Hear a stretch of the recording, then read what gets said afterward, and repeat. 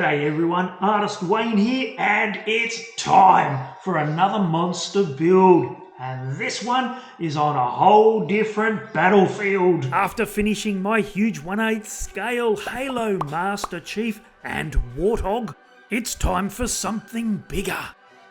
I'm taking on one of the most iconic tanks in movie history, the M4A3E8 Sherman from the blockbuster film Fury.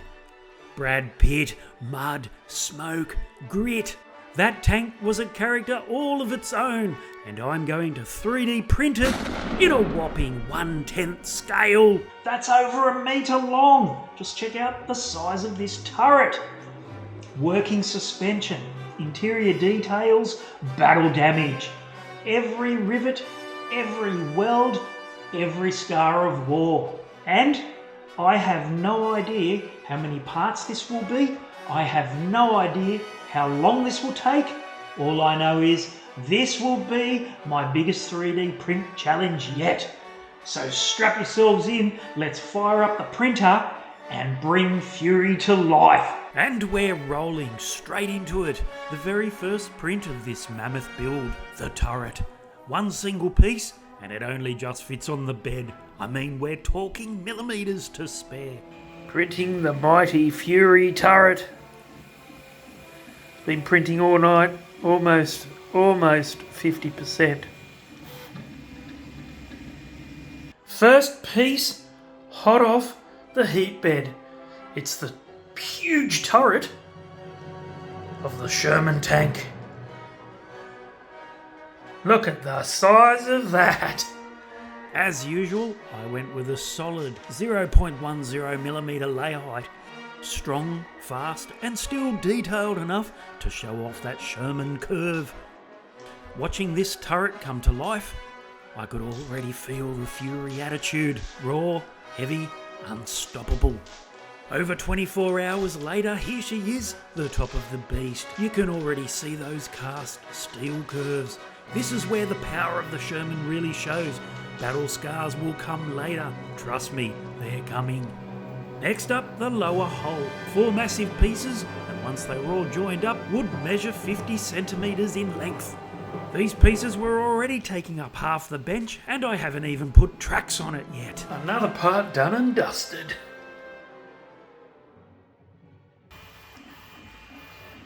I'm doing well with how many prints I'm getting out of the spool of filament.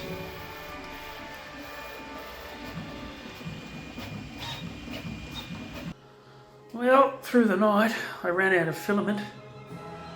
I did have a little bit of grey left. Just enough to finish that off. As I moved on to printing the 6 large hull pieces that sit underneath the turret, I should tell you that before I could even start printing, I had to find the right tank. And I searched everywhere. Gambody, CG Trader, printables, looking for a Sherman that had the right bones to become Fury. Then, buried deep in the archives of the internet, I stumbled across a model on a site called Make a World. It wasn't a static display piece, it was actually designed as an RC tank. And to my surprise, it was completely free to download. Now, there were no build plans, no instructions, no fancy assembly guide. Just a collection of parts and a handful of photos showing how someone, somewhere, managed to piece it all together. So I thought, challenge accepted.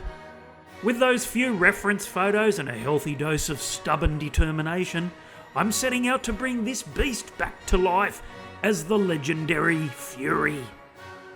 Now, this is where the real challenge begins, because the Fury tank in the movie isn't just a Sherman, it's a rolling museum of war detail.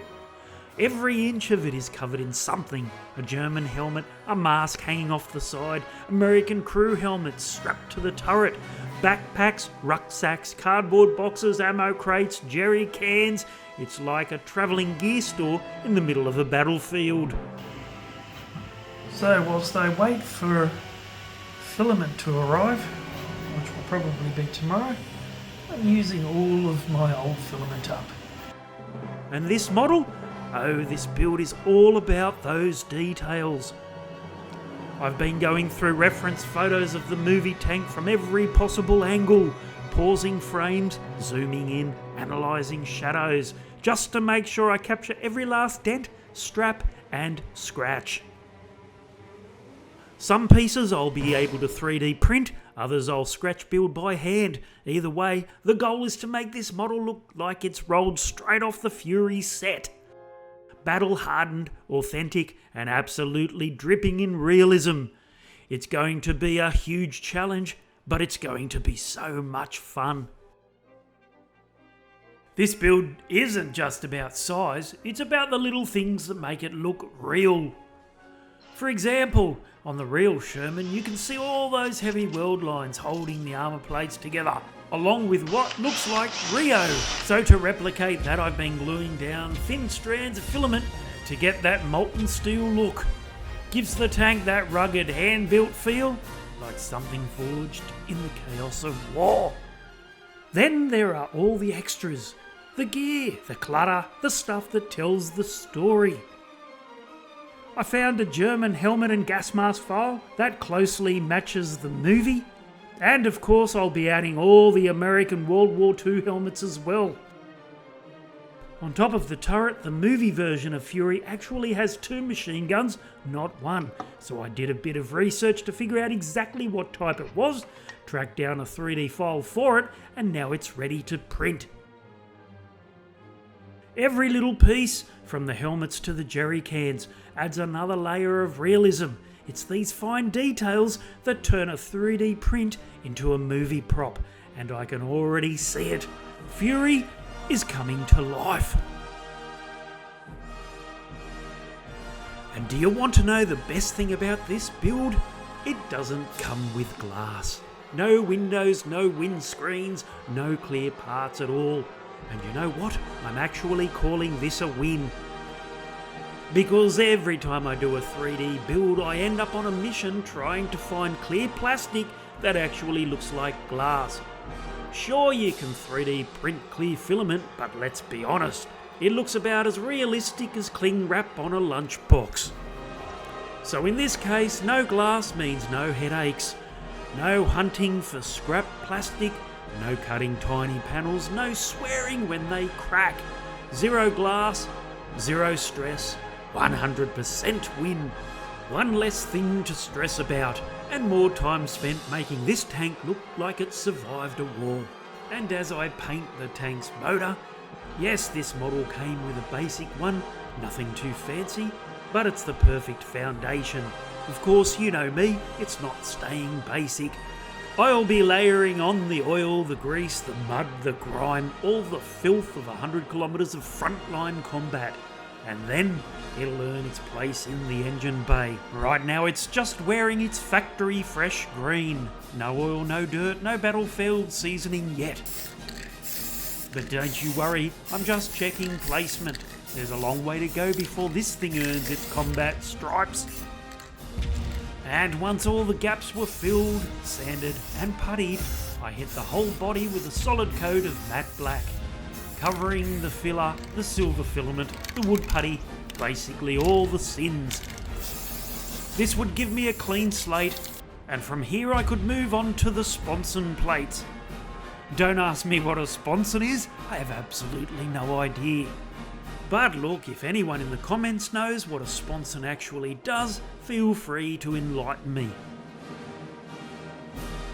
But after that, it was on to printing and fitting the fenders. And just like that, the tank got a whole lot wider, a whole lot tougher, and a whole lot closer to looking like Fury.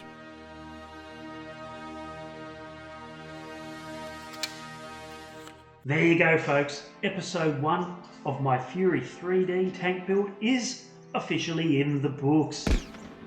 From massive 3D prints to trial fitting, this build has gone from a pile of parts to the silhouette of an icon.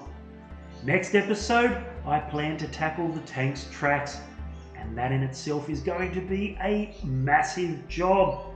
Plus, why not get started on the tank's main gun? What do you think? If you're enjoying the ride, hit the like button, subscribe, and I'll see you all in the next episode. Because Fury is just getting started.